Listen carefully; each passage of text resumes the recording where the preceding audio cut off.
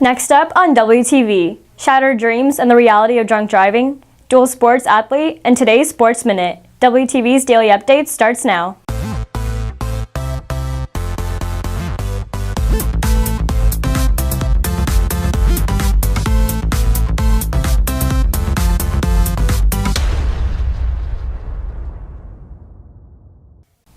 Good morning, Red Hawk Nation. Today is Wednesday, January 3rd, and I'm Neha Perumalla with the first daily update of the 2018 school year brought to you by Wingspan TV. Students will soon be able to take a look at a possible reality of drunk driving through the Shatter Dreams program coming to campus in the spring. WTV's Ariella Rodriguez has the story. Prior to prom and graduation, Shatter Dreams visits campuses every 4 years to fake a car crash in front of the entire student body to help provide a visual of what can happen when a person drives drunk. First responders from Frisco's police and fire departments will be involved, as well as students who decide to volunteer. The crash involves a group of drunk students who are driving back from a party and get in an accident, resulting in injuries and death. In addition to the students who are involved in the party scene and the accident, students can also participate in Shatter Dreams by signing up for other roles.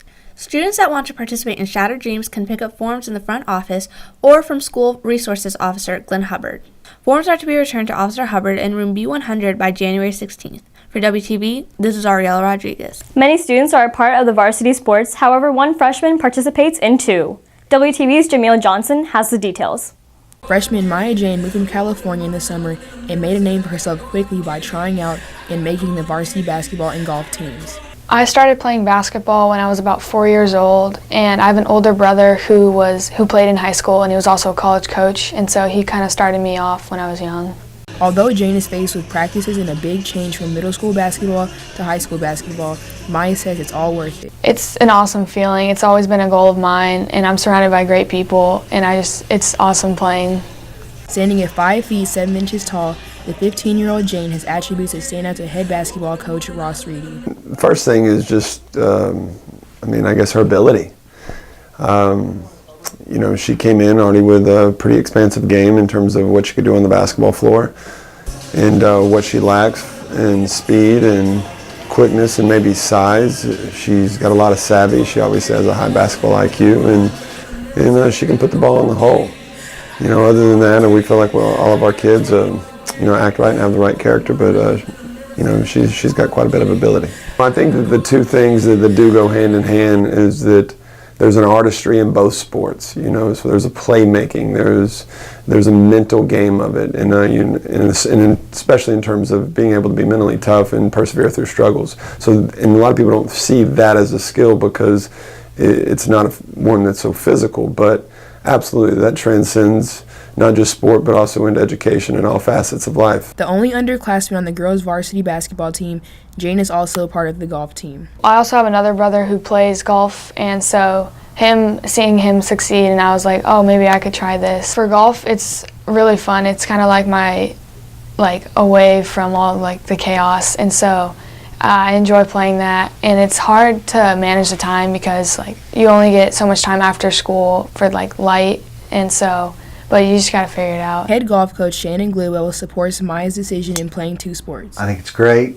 Athletes should be multi-sport athletes. It gives them a chance to compete in other avenues, and also it reduces overtraining and overstress injuries on the muscles and body parts that they're always using while they're just playing one sport. When they play multiple sports, they're getting to engage other areas of their body and taking some of the pressure off of the areas that they've been using for training just one sport. Reporting for WTV, I'm Jamil Johnson. Both basketball teams played last night. Here's today's Sports Minute. Despite students still being on break, both the boys and the girls basketball teams reported for a district matchup against Independence last night. On the girls' side, the team looked to bounce back after losing to Lone Star in their first district game. After back-and-forth play in the first half, the Redhawks surged in the second frame with an 18-1 run in the third quarter, leaving the Redhawks with the first district win of the season, 52-31. On the boys' side, senior Zach Watson and junior Zion Richardson led the way with 17 and 14 points respectively, and helped the Redhawks stifle the Knights and grab their first district win as well, winning 61-49. Both the guys and the girls' next matchup is Friday against Heritage at 6 o'clock and 7:15. For Wingspan TV, I'm Carter Brock.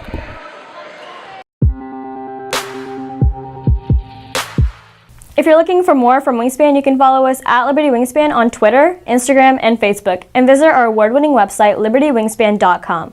Please stay tuned for today's announcements. Hockey goes against Plano West VG at the Plano US rink tomorrow at 9.